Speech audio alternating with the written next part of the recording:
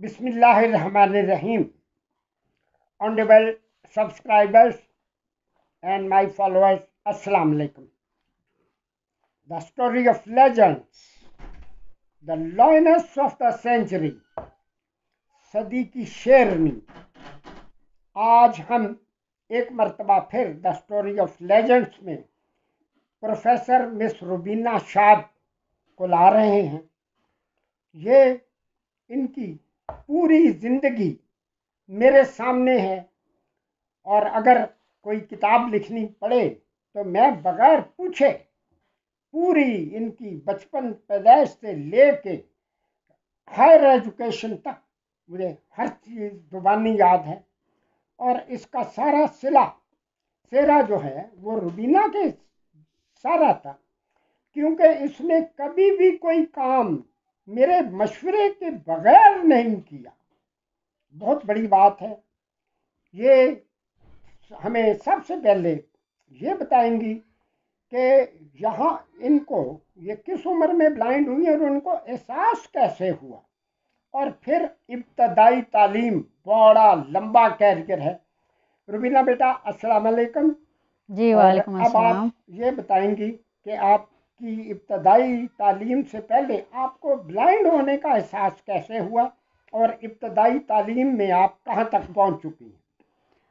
Start کریں. بسم اللہ الرحمن الرحیم. سب سے پہلے تو میں بہت زیادہ شکریہ ادا کرتی ہوں آپ کا، اور اپنے لیے باعث اعزاز سمجھتی ہوں کہ اپنے وہ استاد محترم جن کی گود میں پروان چڑھی.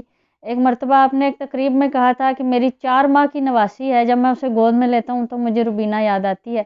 اس کا مطلب یہ ہوا کہ بہت پرانی جان پہچان ہے، اور اس کے بعد سے اب تک آپ کا سایہ ہمارے سر پر قائم ہے. اللہ تعالیٰ یہ سایہ تا دیر ہمارے سر پر قائم رکھے. اور زندگی میں نے بہت ساری کامیابیاں حاصل کی، لیکن میں سمجھتی ہوں کہ اس کا سہرا پہلے میرے والدین کے سر اور آپ کے سر ہے، اور اس کے بعد میرے سر ہے. اور ایک شعر آپ کو سناتی چلوں، اس کے بعد پھر میں آگے چلوں گی. اور یہ شعر ان سب کے نام ہے جو یہاں سبسکرائبر ہیں چینل کے، اور سر کے مرید ہیں، میری طرح شاگرد ہیں. ہم سب کے لیے یہ شعر ہے کہ آندھیوں سے بچا کر رکھو اپنے آنگن کا بوڑھا شجر. آندھیوں سے بچا کر رکھو واہ واہ واہ. اپنے آنگن کا بوڑھا شجر. یہ شجر ہی اگر گر گیا پھر کہانی سنائے گا کون. ماشاء اللہ ماشاء اللہ ماشاء اور جس وقت میں یہ شعر سنا رہی ہوں، جو دیکھنے والے ہیں وہ دیکھ سکتے ہیں کہ میں آپ دیدہ ہوں. اس وقت میری آنکھوں میں اشک ہیں، اور ظاہر ہے کہ اشک اس وقت تک نہیں بہتے جب تک آپ کی جذبوں میں، آپ کی نیت میں خلوص نہ ہو. اب آتے ہیں آپ کے سوال کے جواب کی طرف. آپ نے پوچھا بلائنڈنس کا. تو میں پیدائشی نابینا ہوں، اور بچپن میں بہت زیادہ احساس نہیں ہوا. بڑے ہو کر بلائنڈنس کا احساس زیادہ شروع ہوا جب شادی بیاہ کی تقریبات میں، عید کے مواقع پر، یا گاؤں میں ہم جاتے تھے تو وہاں جو سوال ہوتے تھے لوگوں کے، یا ایک ترس کھانے والا رویہ ہوتا تھا، بیچاری گر جائے گی، بیچاری کو چوٹ لگ جائے گی، بیچاری کو یہاں نہیں لے کے جاؤ، رش ہوگا، فلاں ہوگا. تو اللہ پاک کا احسان ہے کہ ہم نے ان چیزوں کو دل پر نہیں لیا اور نہ دماغ پر سوار کیا، اور ان ساری چیزوں کو بالائے طاق رکھتے ہوئے تعلیمی سلسلہ شروع کیا. اور تعلیم جو ہے وہ میں نے میٹرک المکتوم اسپیشل ایجوکیشن سے کیا. ایف اے اور بی اے جو ہے وہ مارگلہ کالج سے کیا.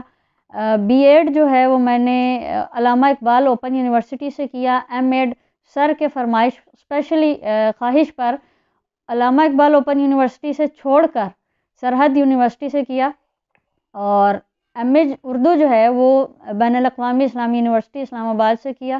اور ایم فل جو ہے وہ بھی وہیں سے کیا، بین الاقوامی اسلامی یونیورسٹی اسلام آباد سے. میرا تھیسس تھا اقبال عظیم کی غزلیات کا موضوعاتی مطالعہ. یہ مقالہ میرا جو ہے وہ کتابی شکل میں شائع بھی ہو چکا ہے. تو یہ مختصر بات ہو گئی. اب جب آپ نے تعلیم کا سفر شروع کر لیا، کیا کوئی خاص قسم کی رکاوٹیں آپ کے رستے میں حائل تھی، تعلیم کے رستے میں حائل تھی؟ جی پھر ایک شعر سے جواب دوں گی تاکہ جو سبسکرائبرز ہیں، ہمارے ناظرین ہیں، وہ ساتھ ساتھ انٹرٹین بھی ہوتے رہیں.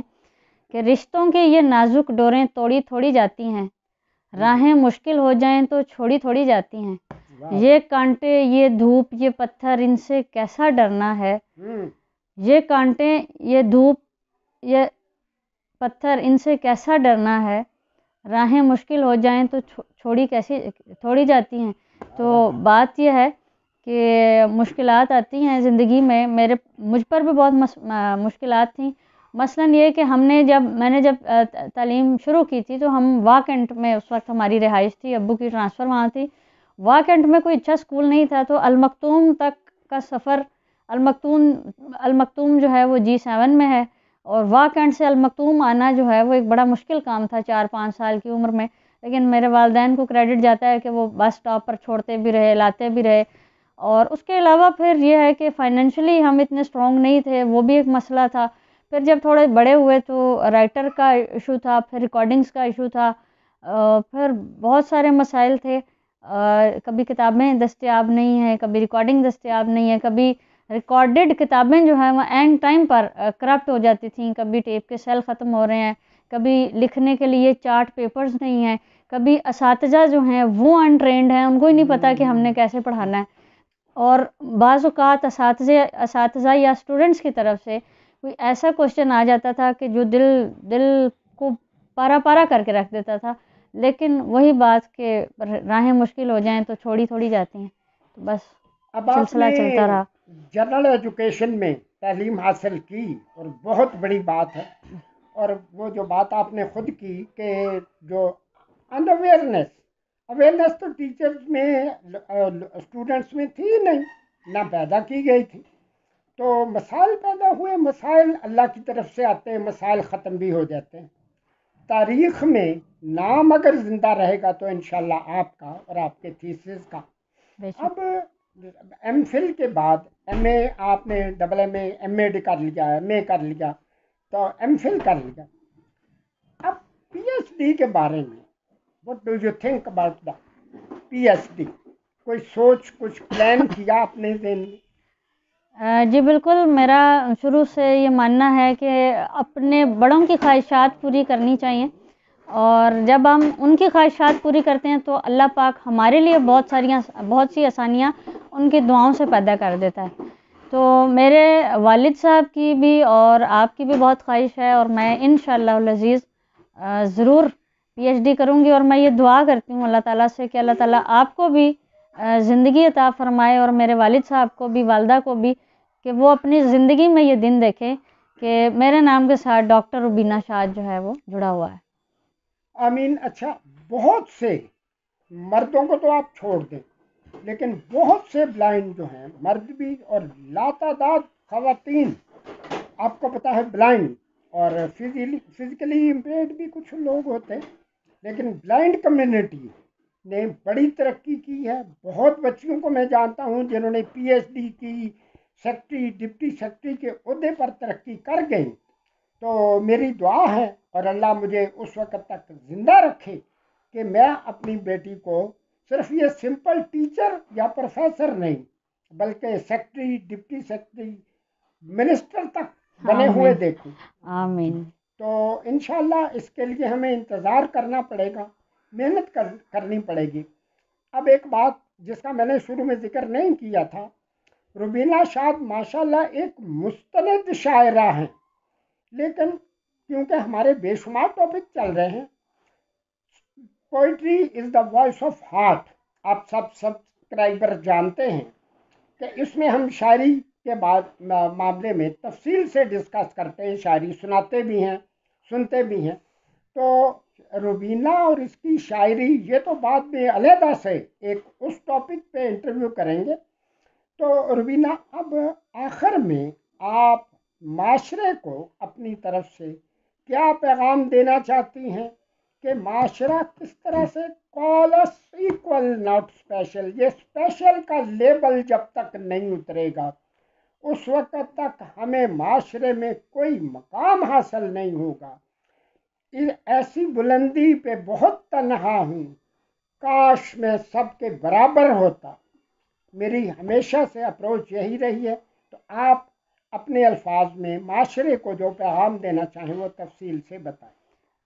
جی بالکل، آپ کا بڑا ویلڈ کوشچن ہے، اور معاشرہ جو ہے نا، ہم بھی اسی کے فرد ہیں، اور جتنا حصہ معاشرے میں عام افراد کا ہے اتنا ہی ہمارا بھی ہے، جنہیں آپ خاص کہتے ہیں۔ ہم تو اپنے آپ کو نارمل، اس میں دو چیز، جیسے ہم کہتے ہیں تالی دونوں ہاتھوں سے بجتی ہے، تو ایک تو معاشرے کو اپنے اندر لچک پیدا کرنے کی ضرورت ہے، ہمیں اپنے اندر ایبزارو کرے، ہمیں اپنی ذات کا حصہ سمجھیں، ہمیں اپنا جیسا انسان سمجھیں۔ فاطمہ حسن صاحبہ کا شعر ہے کہ پوری نہ ادھوری ہوں، نہ کم تر ہوں، نہ برتر، انسان ہوں انسان کے معیار میں دیکھیں۔ تو دوبارہ ماشاءاللہ۔ پوری نہ ادھوری ہوں، نہ کم تر ہوں، نہ برتر، انسان ہوں انسان کے معیار میں دیکھیں۔ تو ہمیں انسان سمجھیں۔ دوسرا، جو ہمارے اسپیشل پرسنز ہیں، جو بلائنڈ ہیں یا کسی بھی معذوری کا شکار ہیں، تھوڑا سا ان کو بھی اپنا رویہ بدلنا ہوگا، اپنے آپ کو اس قابل بنائیں، اس نہج پر لائیں کہ معاشرہ آپ کو ایکسیپٹ کرنے پر مجبور ہو جائے۔ جیسے اگر میں آپ کو اپنی مثال دوں تو میں ایک گورنمنٹ کے ایک ادارے میں، گورنمنٹ ڈگری کالج مری روڈ راولپنڈی میں استاد ہوں، لیکچرر کے فرائض انجام دے رہی ہوں، اردو پڑھاتی ہوں، اور میں نے آج تک کبھی اپنا کوئی بوجھ اپنی کسی کولیگ پر نہیں ڈالا، اپنے سارے کام خود کرتی ہوں، اور اپنی اسٹوڈنٹس کو موٹیویٹ کرتی ہوں، ان کو ساتھ ساتھ سمجھاتی ہوں۔ تو میرا وہاں پر ہونا جو ہے وہ خود بخود تبدیلی کا باعث بن رہا ہے۔ میں اپنے منہ سے نہیں کہتی کہ مجھے ایکسیپٹ کرو، وہ ایکسیپٹ کرنے پر مجبور ہیں۔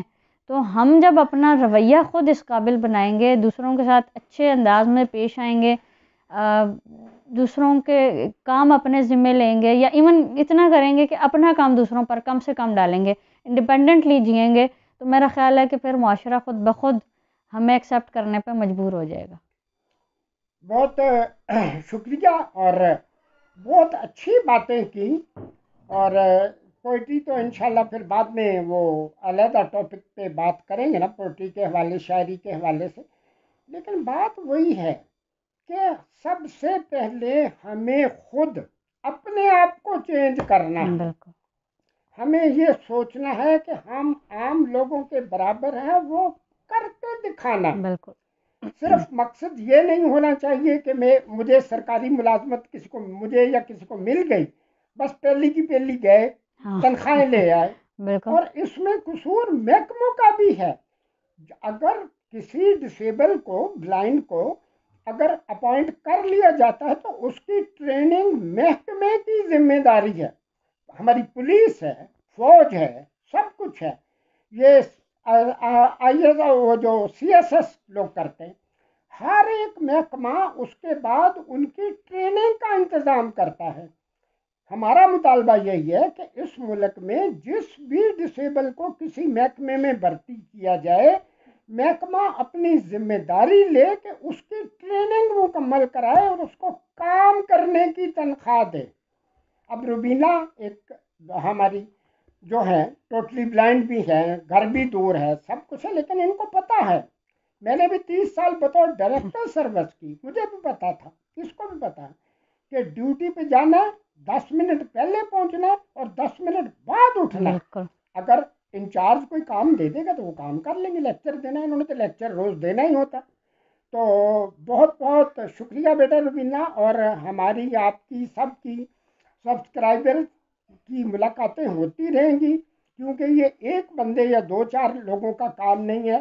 ہم نے صرف ایک مقصد متعین کیا ہوا ہے کہ ہم جب اس دنیا سے جائیں گے، سونر اور لیٹر، جلد یا بدیر جب بھی جائیں، آئندہ نسلوں کے لیے کچھ چھوڑ کے جائیں کہ وہ ہم اس وقت نہیں ہوں گے، ان کو ایک روشنی کا مینار نظر آئے، ایک گائیڈ لائن نظر آئے۔ بالکل، اگر ہم چھوڑ کے کچھ نہیں جائیں گے تو پھر ہمیں یاد کوئی کیوں کرے گا؟ ہر منٹ کے بعد رسومات، رواج، روایتیں، سب کچھ بدل رہا ہے۔ بالکل، لیکن اگر کوئی چیز اس طرح سے نیک نیتی کے طور پہ کوئی کام کیا جائے گا، ہمارے پیغمبر، انبیاء، اولیاء، جن کو گزرے ہوئے صدیاں گزری، ان کا عمل زندہ ہے، ان کی روحیں زندہ ہیں، اور وہ خود بھی زندہ ہیں۔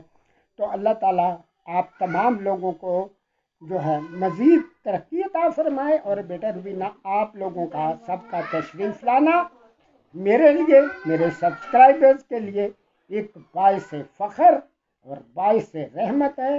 اور انشاءاللہ جاتے جاتے ایک دو شعر سنائے نا, باقی پوئٹری تو بعد میں کریں گے نا, کچھ اپنے اشعار اپنی آواز میں. جی سر. ضبط پہ عاجزی پہ مرتے ہیں, ضبط پہ عاجزی پہ مرتے ہیں, جب کسی آدمی پہ مرتے ہیں. بن سنور کر نہ ملنے آیا کر, ہم تیری سادگی پہ مرتے ہیں. بوجھ لگتی ہے زندگی جن کو, بوجھ لگتی ہے زندگی جن کو, میری زندہ دلی پہ مرتے ہیں. اور کچھ دیوانے ہیں میری اردو کے, کچھ دیوانے ہیں میری اردو کے, اور کچھ شاعری پہ مرتے ہیں. جی تمام سبسکرائبرز کو بتاتی چلوں کہ یہ میری کتاب ہے اقبال عظیم کی غزلیات کا موضوعاتی مطالعہ. یہ میرا ایم فل کا مقالہ ہے اقبال عظیم کی غزلیات کا موضوعاتی مطالعہ کے نام سے. اس میں بہت انٹرسٹنگ چیپٹرز ہیں, اور میری جلد از جلد کوشش اور خواہش ہوگی کہ انشاءاللہ جو ہمارے نابینا دوست ہیں, بہن بھائی ہیں, سبسکرائبرز ہیں اس چینل کے, ان کی خدمت میں جلد اس کتاب کی آڈیو جو ہے وہ ہم پیش کریں گے. یہ کتاب جو ہے وہ ہم اپنے استاد محترم جناب عبدالمنان صاحب کو پیش بھی کریں گے, اور میں چاہوں گی کہ آپ سب بھی اس میں شریک ہو جائیں. سر یہ کتاب آپ کے لیے, آپ سبسکرائبرز کو ہم جو ہے وہ. اور یہ آپ نے اقبال عظیم کو ہی کیوں منتخب کیا؟ سر ایک تو یہ ہے کہ ان کی غزلیات پر اس طرح سے کام نہیں ہوا جیسا کہ ہونا چاہیے تھا, نہیں ہوا, اور نعتوں پر تو ہوا لیکن نہیں ہوا. غزل گو اقبال عظیم کو بہت کم لوگ جانتے ہیں, تو میں نے سوچا کہ ایسے شاعر کو جس کے کلام میں بہت گہرائی ہے, فکر کی جہتے ہیں, بے شمار جہتے ہیں فکر کی, ایک جہان معنی آباد ہے ان کی شاعری میں, تو پھر اس لیے میں نے سوچا کہ اس شاعر کو خراج تحسین کرنے کا اس سے اچھا اور موقع نہیں ہو سکتا. ماشاءاللہ ماشاءاللہ, اللہ اور ترقی عطا فرمائے. آمین سر.